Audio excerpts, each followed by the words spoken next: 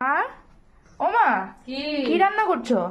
খিচুড়ি রান্না করছি। খিচুড়ি? হুম, আজকে খুব বৃষ্টি হচ্ছে তো। ও আচ্ছা, খিচুড়ি রান্না করছি। খিচুড়ির মধ্যে কি কি দিয়েছো মা? নানান রকম সবজি ছিল, সব সবজি দিয়েছি। কি কি সবজি? ওই যা ছিল ঘরে, পটল, আলু, কুমড়ো, তারপরে আরো কি সব ছিল সব দিয়েছি সব। ও,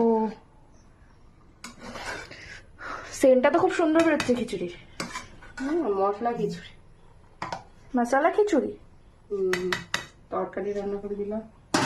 বাহ, খুব ভালো হবে তাহলে আজকে দুপুরে খাওয়াটা। ওর মধ্যে ঘি দেবে না? হুম, দিয়ে দাও।